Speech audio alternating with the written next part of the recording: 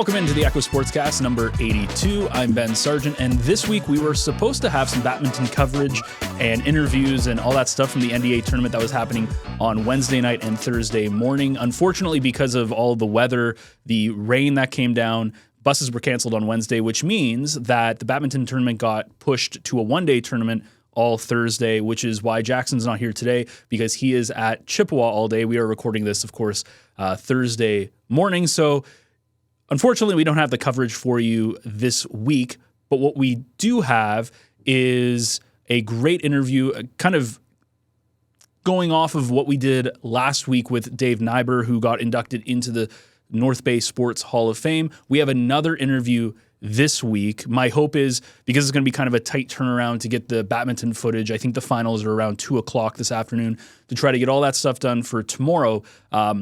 I'm going to go out there, get some footage, highlights, hopefully some interviews with the winners, and that stuff will be next week alongside, hopefully, some NASA coverage, as well as a couple of other things that I have in the hopper for sports coverage for next week, which will be finally back to a, I guess, normal sportscast that we haven't had in a couple of weeks because of just how sports just haven't been going on since the finals and NASA and everything of volleyball, basketball, and hockey have finished, but we should be over the hump, I should say, over the next couple of weeks as we head into May, which should be track and field, soccer, and baseball to come, plus maybe a couple of other ones. But that will be coming up next week and in the coming weeks, so that'll be really exciting. But as I did mention, we did sit down with another of the North Bay Sports Hall of Fame inductees.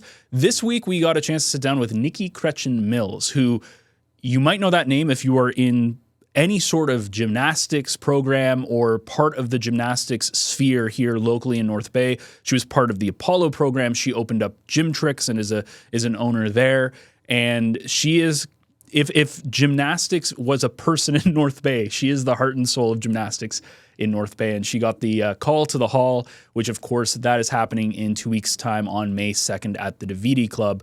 So we're going to throw things over to the interview I had. I got a chance to chat with her for almost an hour. It was a very great chat, getting to talk about her career from coaching, judging, opening Gymtrix and her, Apollo and all the things that she's had her hands in the gym world, as well as some of the success her students have had and athletes that she's coached have had, as well as what it was like to be inducted into the Sports Hall of Fame. And we get a little bit of a lesson on gymnastics. It's not something that I'm super well aware of, so it was kind of neat to get a bit of a school lesson from her in terms of the different events and how it all works, how some of the judging works, which I thought was probably my favorite part of it. So without further ado, we are going to throw it to the interview I had with Nicki Chretien-Mills right after a word from today's lead sponsor, Source for Sports. It's almost that time of year. Early mornings at the rink, fresh notebooks and backpacks, and a community gearing up for another great season of varsity sports. At Source for Sports North Bay, we're proud to be part of it all. Whether it's finding your kid's first pair of skates, gearing up for tryouts, or outfitting your team for the season ahead, we've got you covered. Because here, we're not just a sports store, we're neighbors, coaches, teammates, and fans. And we're proud to cheer you on every shift, step, and stride of the way. Visit Source for Sports North Bay at 1321 Fisher Street, and let us help you along your way. So today we are pleased to be in studio here with one of the inductees for the North Bay Sports Hall of Fame, Nicki Chretien-Mills. Nicki, welcome in to the Thank you very Echo much for Sportscast. having me. So one of the 5 inductees, first of all, 3 women this year out of the 5, which is really, really cool to see, right? Because it's nice to see more women getting recognized in sport, and we've seen this over the many years with a lot like the PWHL and a lot of these sports leagues come in, and this is, I think, the first time they've ever had more women than men. I don't know if I didn't know that, but there you go. Yeah, awesome. Now you're obviously, gymnastics is your background.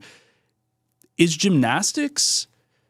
Is it fair? Is it a female-dominated area, or do you find that it's kind of 50-50?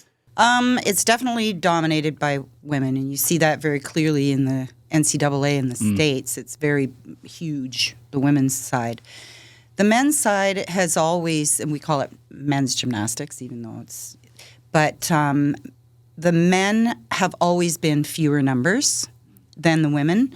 But there's the other disciplines that we have now. So power tumbling and trampoline tends to attract a lot of males. So in gymnastics, we have artistic gymnastics, which is the vault, bars, beam, floor, rings, that sort of thing.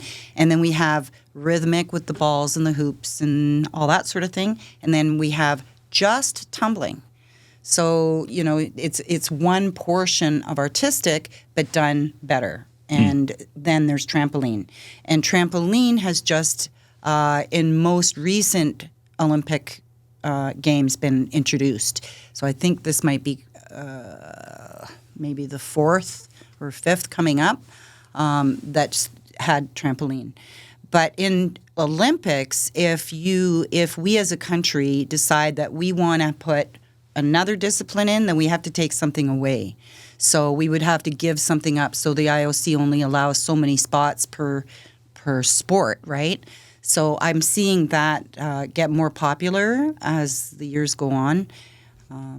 Yeah, because it's interesting when we look at some of these individual sports that, if you look at the hockeys and the baseballs and the soccers and all these, like they have competitive leagues and there's the top where you make all this money. And then you have, like we talked last week to Dave Nyber, who of course not alpine skier, Nordic skier, and all of these kind of sports that they're like the Olympics are kind of like the pinnacle of that sport. And gymnastics is kind of in that same boat. Now you've done a lot of coaching in your career and we're going to dive into that, but what does the pathway look like for somebody who's in gym when they start at the bottom and that kind of pinnacle, which is the Olympics? So there's different levels even at the national level. So the high performance program, which let's say may only have 5 athletes make the Olympic team, let's say, but there's so many other opportunities, and as you say, so a lot of girls and sometimes the men now are trying for an NCAA scholarship because, the chances of becoming a brain surgeon are greater than making the Olympic team. There are more brain surgeons in Canada than there are high-performance Olympic team members. So, when you look at it that way, the odds are very, but the American universities love Canadian gymnasts. So level Why? 10, is there I think because we've had more of a solid fundamental coaching program before the States ever did. They had their own internal things, but we have, and pretty set prerequisites before you go to the next level. And, we perfect things. Like they really like our athletes. They're well-rounded athletes. We find that a lot of the gymnasts in the States are specialists, so they might just do beam and floor. Pardon me. Whereas our athletes from Canada are all-around athletes, and that's what they try to go for, is all 4 events. And in the case of Erin, our former athletes, she received a full pop. So she got 100% funding. Which is a lot. Which is a lot. In the U.S., I think you end up paying like academic twice. And yeah. So, and that was quite a few years ago. I heard that a scholarship of that caliber now is worth almost $500,000. Well, yeah, because I think if you go to this in the U.S., I think tuition's like double the price. That's right. Which is like a lot of money. And then on top of that, they pay for your accommodations and your food and your travel and your everything, right? Yeah. So they buy you. It's like it's our version of the NHL, let's say, right? We don't have that. But then what's the next step? So you go to the NCAA, you get your education, which is really good. Outside of the Olympics, is there like another? There are huge master's programs. So I have an athlete right now who's going to provincials this weekend. She's in the policing program here. She's from Quinte Bay, and she trains half and half. So she's 23 years old, and she's competing. She's told me this is going to be her last day, but she still wants to train. It's very hard to have somebody go from 20 hours a week of training to nothing. So there's a detransitioning that happens between going from an athlete to something else. Like you can't go that hard and then do nothing. Most of them do some coaching or some, lighter version of what they've been doing, and then going to masters competitions. But Regan she's in regular gymnastics, so she's getting an award this year, her and her teammate, for being the oldest athletes of provincials. So she got one last year, and this is her last one. So, but short of that, so Ellie Black, our best Canadian, is 28, and she's still competing Olympics and Worlds. So, which is not even that old. No, it's not. And I think that's something we've seen in sports across the books is like everybody's getting younger, where the top athletes are now 23, 24. So like with gymnastics, it's like almost that we're going the other way. Yeah. We're trying to keep our young, especially girls, in the sport as long as we can.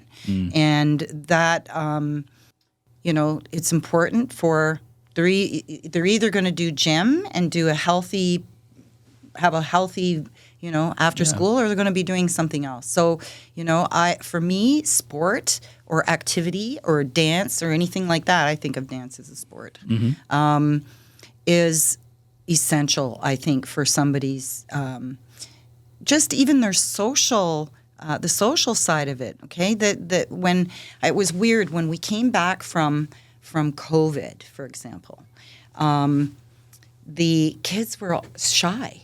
They had been talking with each other a lot, and I heard this from a lot of my colleagues down south, clubs and whatnot, that they didn't know what to say to each other after they got back in. But that social part of sport there's no replacement for that. There's nothing no substitute for that part. Yeah, I noticed that a lot with COVID. I think everybody had a different experience. Yes. Like I was in retail at the time, so I was still like my day-to-day was kind of the same in terms of I was still talking to people, but we were closed. Right. So I got really lazy because we just sat around all day. So when we reopened again, it was like a huge shock and that was kind of weird. But I've heard of people getting like antisocial or they're used to being not talking to people. They're not doing their normal thing because we were gone for like 2 years. Yes, and they came when they came back. It took a little bit of work, and we had to with all of the kids, bringing back coaches, getting them to be comfortable again in an environment around people. But I think that having some kind of activity for kids, not just girls, is the most important thing a parent can do for their kids. Yeah, and I'm going to jump ahead because this is kind of near the bottom of my list. Sure. But we got to talk because we're talking about this. Obviously, you started Gymtrix. Yeah.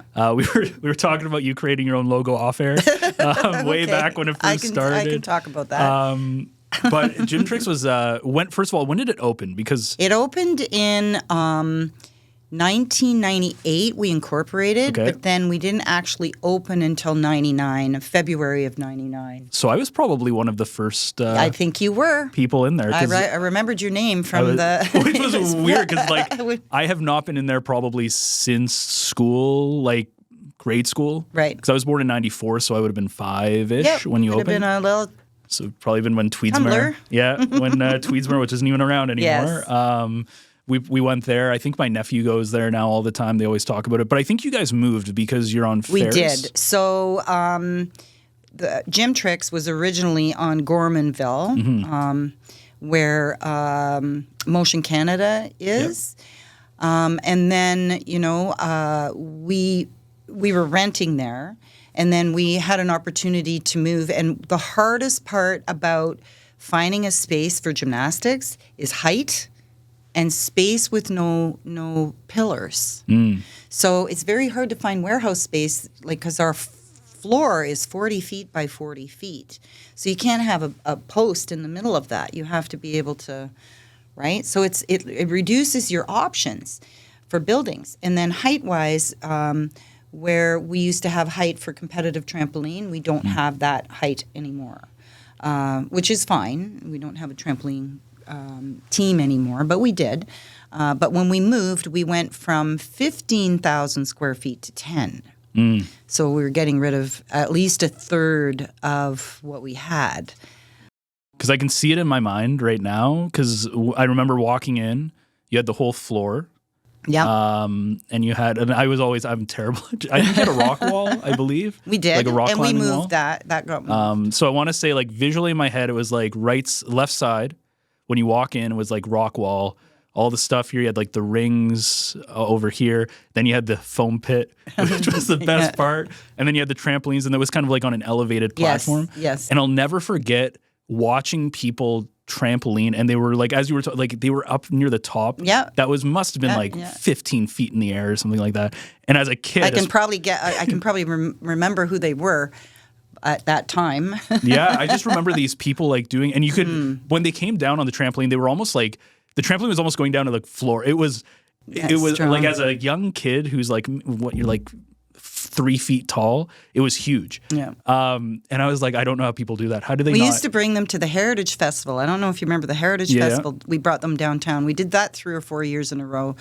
It was a lot of work because they had to come out. And then if it rained, we got rained on a few times. But that was a lot of fun too.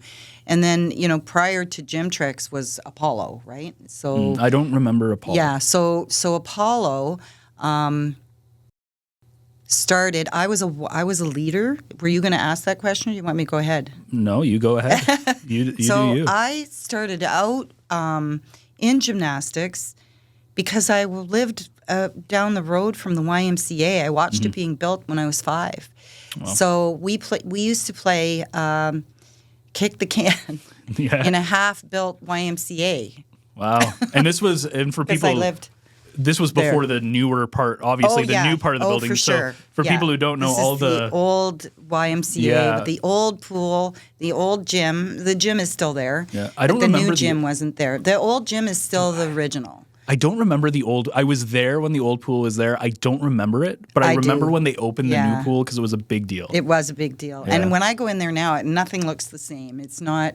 There's not a lot of nostalgia. And it does. You walk in, it's chlorine. For sure.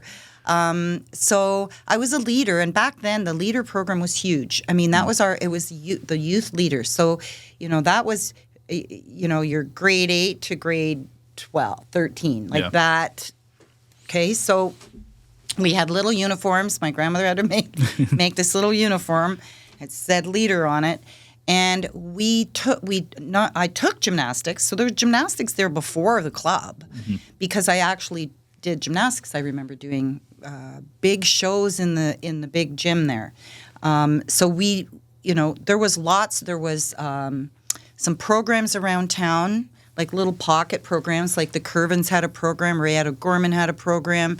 So the Y had, if you remember, you got to take whatever classes you wanted. So I took some, and I went to my first competition as a kid. All I remember is the billet had a pool. My friend and I, we were so excited. I don't know anything about the. I know we had a real piano player at that meet. Wow. I was probably 11 or ish. But then when I was 12, I became this youth leader, and there were kids in the program that I was teaching that could do more. And so I asked, at that time I asked Ray Lawrence, who was the director, the physical director there, if I could have time on the timetable. We only had a few mats, a few of this, a few of that, but we had something. And so he went to the executive director, asked him, he said yes, he came back, told me yes. So now I'm like, okay, well, that worked. Let's see if we can get some equipment. On the door of the big gym, it was a thank you to whoever had donated equipment originally. I said, well, what if we wrote to these people and asked them? Yeah. So he did. And the next thing you know, we had a set of bars, a rolled up mat, about like a real balance beam. Wow. And I had 7 kids. Nice. 7 of them. And by the next year it was 12, and by the next year it was 21. I remember that because I still have my little books from then. And I just found them the other day because I was cleaning out something, and I went, oh my gosh, there's all 7. And then I said, he said, okay. I said, can we join or at the time it was Ontario Gymnastics Federation. Can we join them so that we can go to competitions? Mm-hmm. So, of course, I was a kid. I was only 15. Wow. So he did a lot of the adult stuff for me, right? And I don't know what I was doing. And the next thing you know, we're a member of Gymnastics Ontario, which I now sit on the board for, wow. which is weird. And they said, okay, we need a name. I was in grade 10, and we were taking Greek mythology. And I had this name, and I'm going to say everybody from Apollo, you dodged a bullet with this one because it was going to be crystalettes. Wow, okay. And they said, what if we get boys in the future? They're not going to be one. Because all the gym club names were like the Antoinettes and the something-ettes. And so very I thought, feminine, okay, right? Yeah. crystalettes. Yeah. What's wrong with that? So they went, no, go pick another name. So I'm daydreaming in my Greek mythology class, and I'm flipping through the book, and Apollo jumped out at me, and that's where it came from. That's so cool. Mrs. Cassidy's English class, where we were taking, we were reading, but working on Greek mythology. So that's the story there. Wow, that's super neat. So where do you go from something like Apollo to then deciding to open something like Gymtrix? Well, Apollo is a not-for-profit organization. I'm very proud of that, but it's run differently than ours. Ours is, the coaches run the program, and it's just a different setup. One is run by a board of directors and is able to fundraise, and one isn't. It's a mom and pop. Yeah, it's a mom and pop. Like, people think, oh, you're such a big business. We have a big building, but we're still a mom and pop shop. Yeah. Right? And, we've had awesome opportunities since we opened.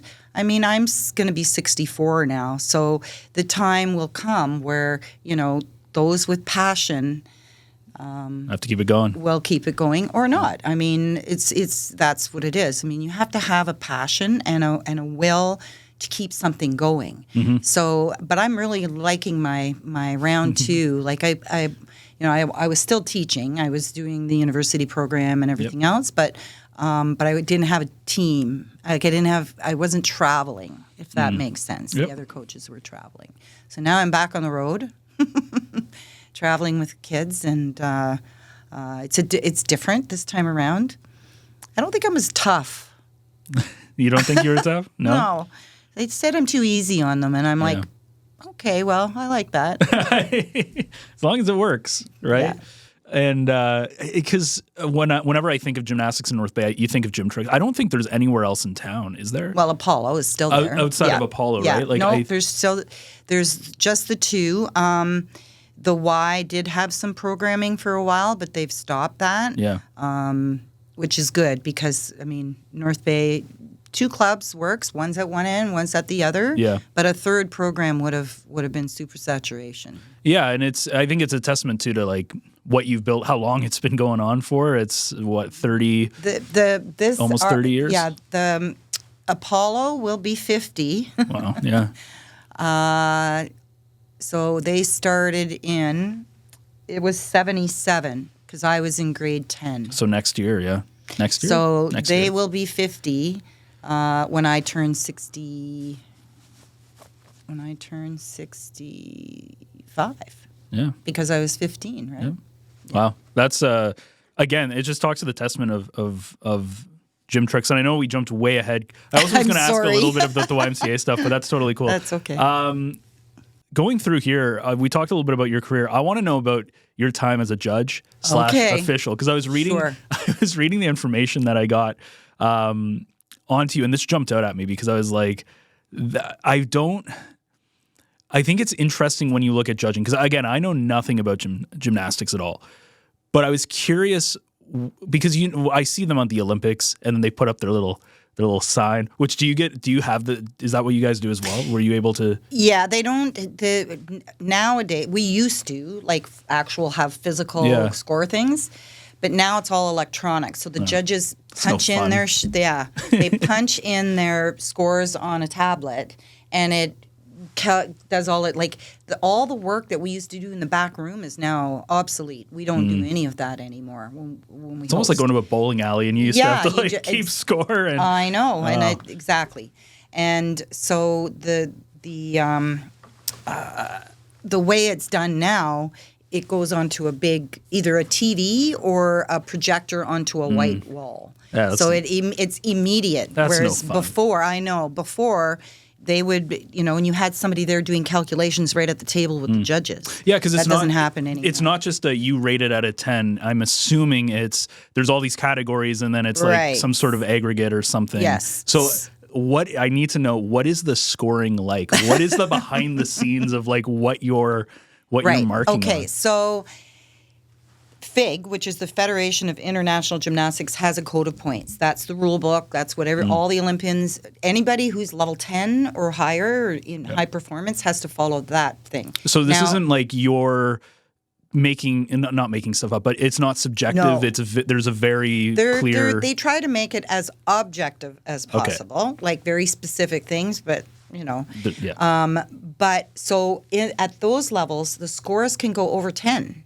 So that's why Simone Biles wins everything, because the difficulty, is she the cleanest gymnast out of everybody? Not necessarily, but the amount of her E skills is so great that it jumps, because an E, I forget what an E is worth, but let's say an A is worth 0.1, a B is worth 0.3, oh, okay, gotcha. A C is worth 0.5. Okay, so the more of those you do, it can go forever. So they rank different things based on... Yes, so the more difficult, so for example, some of the skills that she's never done, that's never been done before, those have the biggest marks. So that makes her an automatic winner. Nobody can touch her, even come close, because of the value of the tricks that she's doing. But now in the United States, and Canada is now following the U.S. program, which is out of 10. Oh, okay. So that's why you see NCAA people going, they got a perfect 10. A perfect 10. But they can't go any more than that, which doesn't allow for those people who do more difficulty. I think, there's a ceiling there. Yeah. So, but what's more impressive, difficulty of move or both? Doing something clean? Like if you do something hard but you do it kind of sloppy versus They're doing gonna something kill it. Yeah. Versus doing something moderate but doing it super clean. You think that the person who's doing it super clean is more impressive. Yes. But what I'm hearing is that the scoring system would go the other way. Right. But the deductions, like the let's say the deduction for bent legs, let's say, is less than the amount of the skill difficulty that they're getting. So it's all even. She could be the messiest gymnast in the world and still win. Yeah. Well, I'm being facetious, but you know what I mean. Like she could be super messy and still win just based on the skills. But then the federation that makes the rules up, they look at that sort of thing and go, do we want that? And then they start devaluing things so that they see it changes all the time. I remember every code of points changes every 4 years with the Olympic cycle. And I remember one code when I was really young, they had brought the level up for all front tumbling. So we mostly tumble backwards and a little bit forward. So they gave all these big marks to front tumbling. So that's all they saw. Nobody was back tumbling anymore. I was going to say, because if you're coaching, you're going to look at it and be like, it changed the face of what we were seeing at the international level, and then that filters all the way down to local levels. Yeah. So the next code, they devalued all of that, and then they gave more value so that it would balance out. Yeah. So the rules really direct the sport in many ways, but the subjectiveness part of it is when they say up to. You can take up to 0.3 on a bent leg. So now it's just, the part that we want isn't exactly. The kids go, well, why did I get that score? And I'm like, I don't know.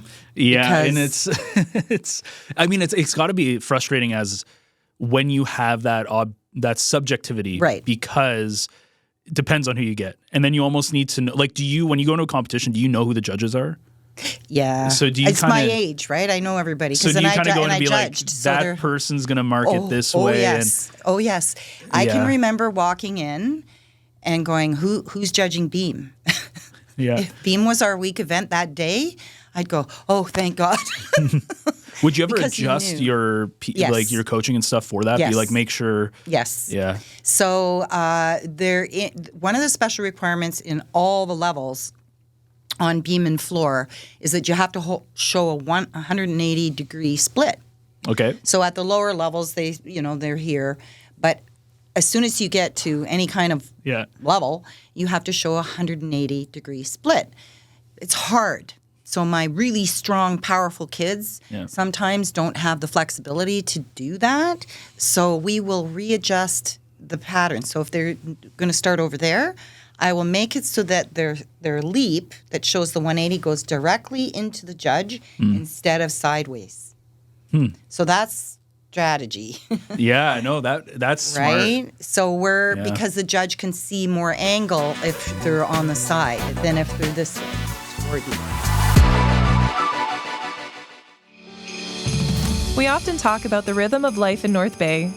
For Amanda, that rhythm was fast. Hockey practices, baseball games, juggling a full-time career, and keeping up with 2 energetic boys. But life hit pause after routine surgery led to a call she never expected. Stage 2 breast cancer. No symptoms, no warning. Suddenly, Amanda was facing a double mastectomy, reconstruction, weeks of chemotherapy and radiation treatments, and several additional surgeries. The path ahead was overwhelming. Through every stage, one question stayed with her. How do I keep being mom for my boys? Amanda's care team at the North Bay Regional Health Center made all the difference. They understood how deeply she wanted to hold on to familiar routines, cheering from the stands, being there at bedtime, staying present in the moments that gave her strength. Their compassion kept her connected to the 2 people who kept her fighting. She stayed present. She stayed grounded. She stayed mom. This holiday season, help ensure patients have access to the exceptional care they need during life's most challenging moments. Your gift helps patients like Amanda stay connected to the people they love while strengthening healthcare for families across our region. Visit nbrhcfoundation.ca or call 705-495-8125 to give. The snowmobile is parked. The ice is melted. And suddenly, all those batteries you ignored all winter are no longer working.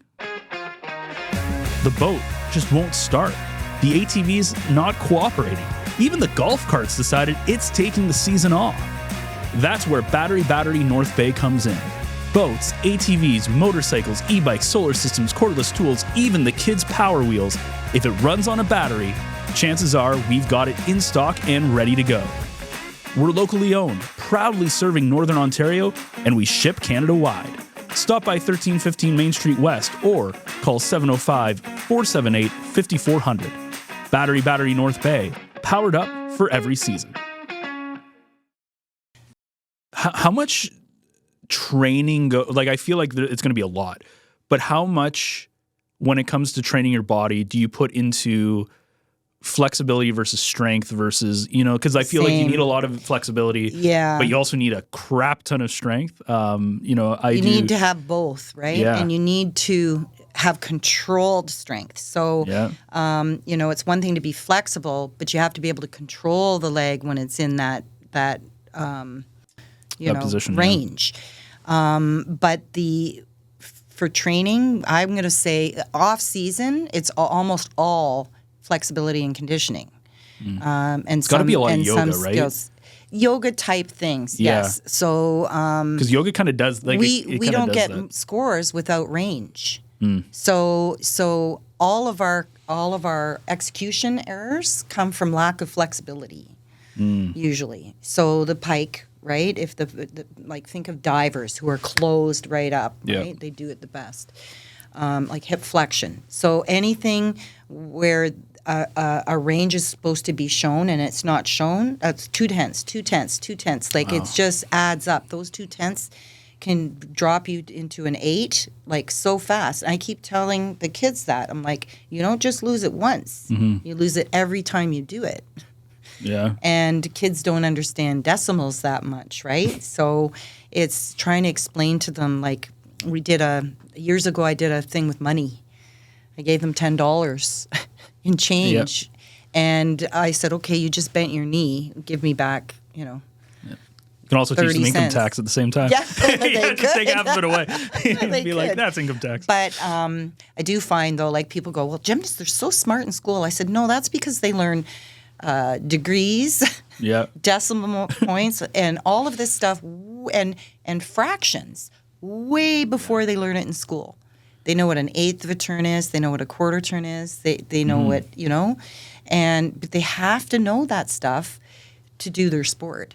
And I just find they go, well, we're taking such and such. It's so easy. I said, that's because you learned it 3 years ago. Yeah. And it's interesting, too, because I feel like you have to get them started from a flexibility standpoint. You have to get them started young to like get them, because I think it's the same thing with goaltenders in hockey. Like I have They don't do enough. Yeah, like I think with me, like my groin's like a very, like it's not flexible. But I Right. never really worked on it. Right. But then I feel like there's a certain level, like I'm never going to have the flexibility Right. that, somebody who's Not been doing everybody it. has the same ability to get to the same range, right? Yeah. So, men are typically less flexible than women. Yep. Just by the way that we're made. But typically people who are really, really, really strong have a harder time. So you have to stay limber all the time. But too much flexibility can be weak too.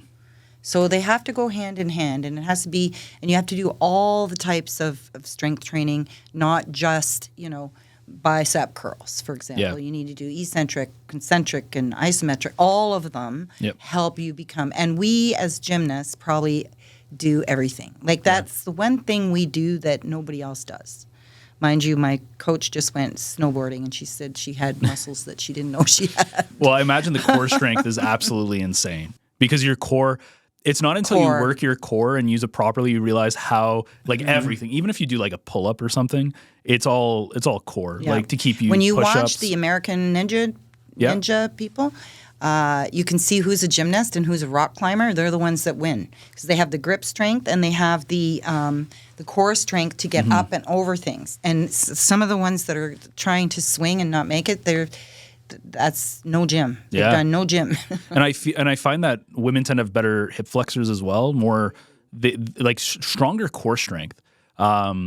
I find, whereas males, it tends to be a little bit more upper body, kind of like the. I think it's what you train, right? Yeah. Yeah, and I when I have my university students, they're 19, and I get usually half and half, male, female. But I find when I've taken them to the gym for one visit, and they all want to do a muscle up. They all want to do the cool muscle up. Yeah. And it's the little guys that end up doing it. None of the guys with the big chests and big shoulders can make it.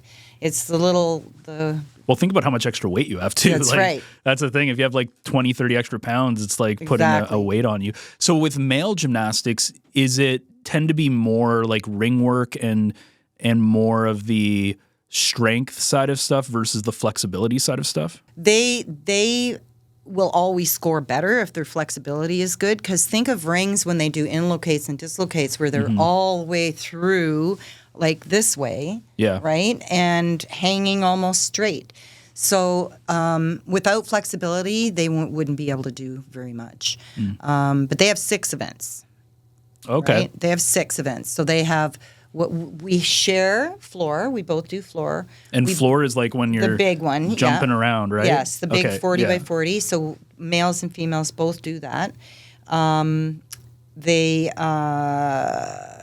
We have vault, which is the same. And if you remember, what's vault? Is where you go over the horse. Oh, yeah, okay. So the horse used to be a horse. Oh, I still really? call it a horse. Well, I kind of freaked out my kids the other day. I used to teach the history of gymnastics a long time ago with one of the courses I taught. And the horse was years ago, vaulting was a live horse, and they still kind of have acrobatic things with live horses. Why use a horse? Is it just they had one available? And, yeah, so they they jump on the side, do handstands and blah blah blah. There's still a sport like that. It's on the still horse. There on the horse. Okay, sure. Then the horse. What if I the make horse this joke. moves? Like then the horse died, What? and they stuffed it. So the original horses that gymnasts used to do stuff over had a neck. Yeah. Okay. Then it just went to your standard. You know what a pommel horse looks like. Yeah. Okay. And the pommel horse is still a pommel horse, but the what we vault over, so they run and they jump and they do something over it, they tumble over it, for example, is called a table now. Okay. So it goes like this. It's big, wide, and years ago the men used to do the vault the horse this way, and the women did it this way. The sport evolved, and they're now doing backward entry. And somebody got very hurt on the world stage, so they redesigned the vault table so that when they do a backward entry into it, they can just roll over instead of having a catastrophic. So the equipment itself has evolved for the sport. The uneven bar used to be oval and big like this when I was a gymnast, and now it's really small and round. Wow. Because the girls are now doing full circles like giants around the bar. So I guess there was one, wasn't there? I remember seeing this. There was one move, and I want to say it was on the bar, the giant. Okay. I don't know if that's what it's called. That's okay. But the bar. You know what I mean? Bars, uneven bars. Yeah. And they had to ban it. Do you know what I'm talking about? There was like this really famous move that was it Olga Corbett, and she did this big. It might have been. Yeah, I don't know how often things get banned. It comes up every once in a while in my feed, and I'm like, oh yeah, that's the one. You stand on the high bar, you jump and arch and grab the bar, the same bar you're standing on. Yeah. So that's the Corbett that was banned. I guess it was just.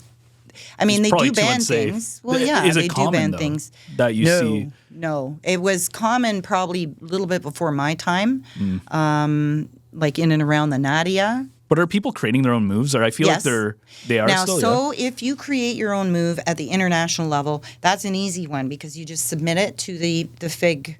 Oh, so you have to you can't just show up and do whatever. It has to be pre-submitted or you won't get value for it. That's true. That's so fair, yeah. The same thing happens every once in a while. There'll be a little, skill that's a little bit different, like a variation of a skill that's in our rule book. And if it's not in there, I'll just reach out to one of my judging friends and say, have you seen this yet? And has it been given a value? And I'll get an answer back. But if I haven't done that and it just shows up, there's a chance they could not give it anything. Score you, yeah. So when I'm just thinking of like a competition, just because I have you here, I know nothing about gymnastics. I'm going to use this time effectively. When you have all these events, is it one gymnast who's doing all these events? Or do you have, like, I'm thinking of the Olympics, right? Where you would have, you talked about the 4 or 6 different events depending on who you are. Would you have the one gymnast doing all these events? Or do you have gymnasts who are specialized? Yeah. Okay, so at the provincial level, like at the national level, I guess you could call it, different provinces have attempted to have specialists at the provincial level, which is great if you're not doing a ton of traveling. So I had one athlete once that she made event finals on vault. Okay, and it was in Thunder Bay. And so it was really like, okay, we're going to drive 14 hours one way. Your actual competition is going to be about 30 seconds, and then that's it. So it just got, it kind of died. Because it's a lot of. You have to have judges for that, and there's a finite amount of judges. You have to have the space, right? And usually when it comes to provincials, you're in an arena or whatever, and it's very expensive. So you're going to an event. Yeah. And it's like, because it's a meet, I guess you would call it, right? Like, so you're going to a meet, and then is it just like everyone does all around. Everybody does all the events. You might scratch an event if you're hurt on it or you're not ready for it, but you're all around is what you're trying to do. It's called all around. Yeah. At the Olympics, it starts the first day is team. Okay. So the team event nobody gets anything individual. You're just going for the team. And nationals works like this too. That determines who's going to be moving forward. So there's two reasons for that. Then there's 2 more competitions, the all-around, to see who the overall champion is going to be, and then the event finals, which is the best. So all-around gymnasts aren't necessarily the best person on each event. They're just it's the decathlon. It's like the most, you're the best across. Yeah, it's the decathlon. So you might not be the best high jump. I don't know what's in the decathlon, but I don't know. Whatever. Yeah. But you might not be the best person on that little thing, but you're the best person when you add up everything. Everything around. And that's all around. And then, so you see the best of the best when you watch event finals at the Olympics, because that person, the pommel horse guy. Yeah. Remember him? No. The blind, No. From the last Olympics. I'm going to be honest. I don't really watch the Okay, well, Olympics this that guy much. No. ended up on Dancing with the Stars. Okay, after I'm the sure Olympics. I've seen him around at some He's point. got a visual impairment, Oh, but okay. he can do pommel horse like there's no tomorrow. But he doesn't do any of the other events or compete on them. Okay. He's the pommel horse guy. Oh. But he's better than the all-around the all-around male gymnast at Gotcha. Olympics, if that makes sense. So there's lots for everybody to shine, if that makes. So do they, when they put, let's say, Team Canada together, how do you get selected for that? Or do you have to win? Yes, you have to qualify. You have to, within Canada. So there's a number of it. A lot of that is pre-decided, based on, who's on our team. But I believe we sent five to the last game. You get so many you have to qualify leading up to make the Canadian team. But we also send our junior teams and stuff to our junior teams and our novice kids to a lot of opportunities, because we hope that some of those kids, I'm talking on the Canadian side, that some of those kids will remain until they can make the actual team. Right? So at nationals, for example, they've introduced level 9 now. So level 9 is the second last level, and then level 10 is Olympic level. Okay. And level 10 is what the opens do the same requirements as the novices. You know what I mean? They're all doing the same stuff, very similar skills, but the cream of the crop makes that. Yeah, and there's no path for outside of coaching and the business side. Like, there's no path to be Cirque, like a Cirque. Cirque du Soleil. Oh, yeah, okay, yeah. So that's the other option where in fact, one of my friends, her daughter, one of my friends I was on the board with for many, many years. Her daughter was the NCAA champion in the States a while back, and then went to Cirque du Soleil. Oh, wow. And then after that, still involved with the program in different capacities, right? So Cirque and there's so many shows now. And, if you're not going to if you're still very healthy, if you're a very healthy athlete, that's a really good gig. Wow. Yeah. And they're all over the world, right? Yeah. And I've had some of my friends go into the coaching end of that. It's a life, for sure. Yeah. But it's a pretty cool life, and I know that a bunch of them, many, many athletes have gone that route. Yeah. What's been your favorite part of your whole career between coaching, judging, business owner, which I'm sure is the a business lot owner part is not the fun part. I can assure you. But from the Gymtrix side, you get to deal with a lot of kids who are just there to have fun. Like, they don't care about gym; they're just there to have fun, right? Exactly. Yeah. And I'm to the point now where I'm there to have fun too. Yeah. But I remember one of our coaches got sick and had to leave, and it was recreational programming. And I jumped in, but I didn't have gymnastics clothes on. I had like a normal street clothes of some sort. But I jumped in, and they went home, and I did the last 20 minutes of the class, and this little boy puts his hand on his hip and he goes, great. We get the lady from The Office. And I said, little do they know. Yeah. Yes, you do. That's amazing. But I think the greatest we've had so many special needs kids come through our program as well.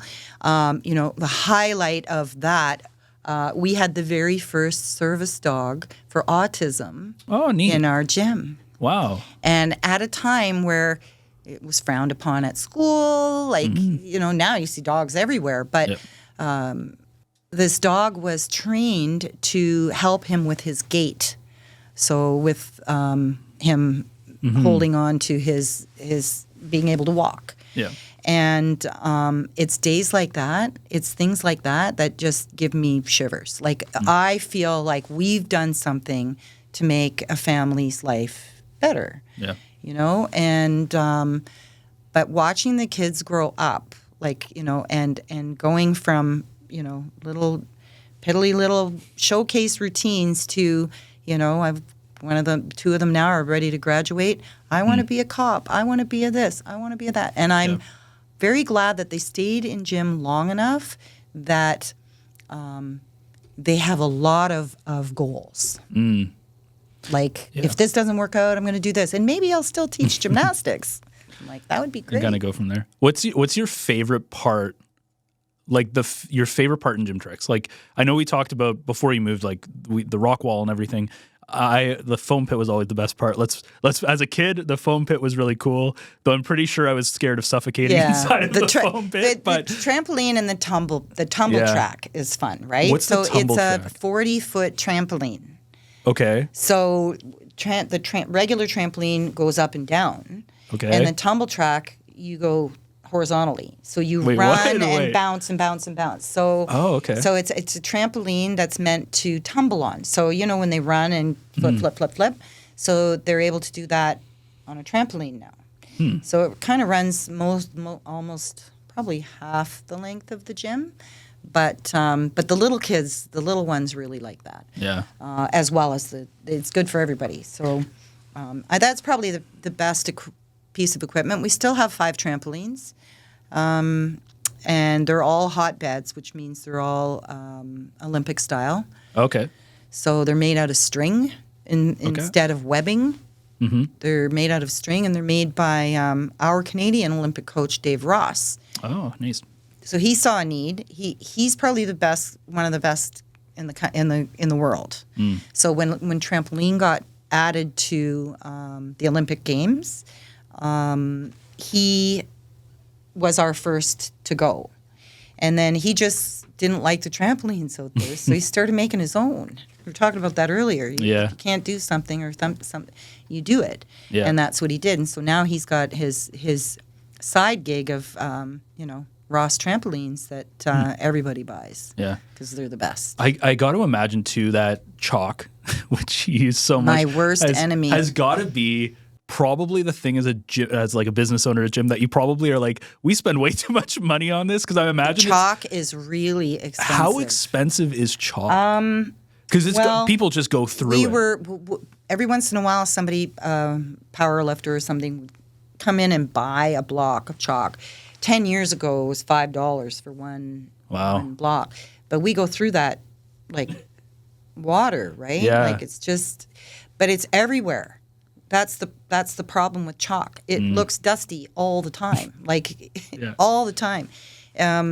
But we can't not use chalk, right? Yeah, for the grip and pretty much everything you do. Yeah. The purpose of chalk is to absorb moisture. Yeah. So, and everybody's hands sweat. So you're on the bars, it would just be sweat, right? Yeah. Just slipping all the time. So the chalk gives back that grip. Mm-hmm. But yeah, it's pretty expensive. It's got to be I was just thinking, even as as a gymnast, it's that's probably the thing you're spending the most amount. And that and vacuum cleaners. Oh yeah. So chalk is kind of like drywall dust. It's that fine. So we kill vacuum cleaners. We over the course of however many years, I have, bought expensive ones. We've bought, high end ones. Doesn't matter. They're all going to blow smoke at some point, blow chalk. Yeah. So we just look for for a good upright on sale, and then we just go through them, and it's just expensed. But yeah, chalk is not my favorite thing. In the world. It's probably the thing you never want to see ever again. I was just thinking about that. I'm like, we must go through. It came out with a liquid brand, but then that was 3 times as expensive. And then COVID came, and you couldn't share chalk. Oh, God. So they all had their own little baggie of chalk. There's more waste, and yeah, that's crazy. We got to start wrapping up. Okay. I don't even know how long we've been talking for because the timer's over there. But let's talk about the Sports Hall of Fame before we end things off, because that's coming up May 2nd. So by the time this comes out, it'll be probably about 2 weeks away, give or take. Roughly, what does it mean to you to get the call? I guess it was an email. I don't know if it was a call. But I was sitting on a beach in Mexico. Nice. The best way. That's got to be the best way. And the phone rang, and I wasn't expecting any phone calls. I hardly get any on my cell phone to start with. And it was kind of loud because the beach was loud. And I'm like, hello? I'm very honored, extremely honored. I never, ever thought I was in the same company. But I guess somebody thought I was. Well, I mean, like, but I'm very honored, extremely. Because you look at, there's some really impressive names in there which speak to whether they are from North Bay or they've been in North Bay. There's a lot of people in that Sports Hall of Fame. So, but then at the same time, I think you have to look at what you've done as well you talked about Apollo, you've talked about for Gymtrix, like you've done a lot for the community, which is, well, and I mean, I remember when I was a kid, and like there's like my nephew goes there now, and I'm sure many, many kids have some sort of memory of it. I mean, I'm not just saying this because I'm in the business, but I think every little kid should do some kind of gymnastics when they're little. It's fun. Well, that's the thing. It sets them up for sport for life, right? And I mean, I have lost so many kids to volleyball and so many kids to other sports. And I'm okay with that, though. If we gave them a good foundation and they've gone on to do wonderful things, I think that's amazing. Yeah. So. Yeah. Well, congratulations on a well-deserved nomination and induction, and it'll be fun. I think. Do you have your speech ready? No, but no? I've jotted down a few things. But yeah, I'm a little bit nervous about that. So that was the interview that I had with Nicki. It was, again, such a cool interview. I love the judging thing. The judging thing was my favorite part of that entire interview. It was kind of neat to see the behind the scenes of, the 10 or the 9 or the 8 that they put up when they used to hold up the signs. So getting a little bit of behind the scenes peek of what that was like is just it's another layer of strategy to the sport, which is really cool. And again, she's well deserving of that recognition. And I hope you learned something and you enjoyed the interview. Next week, as I mentioned off the top of the show, we will have NDA badminton, the tournament coverage, which is happening as I record this Thursday. It'll be over by the time you watch this on Friday, but we will have highlights, hopefully some interviews and all the good stuff there. I know Jackson, as I said, he's over there right now, so he'll have all the goods for us as well. I'm going to hop over there for the finals. I think they're around 2:00 in the afternoon. So also NASA as well. There's a hockey tournament going on. There's a couple of other things that have come on my plate. So hopefully back to normal for next week, which will be kind of nice. So that's Sportscast number 82. I've been Ben Sargent. Thank you so much for listening. Don't forget to like, share, and subscribe, and join us again next week for another edition of the Echo Sportscast.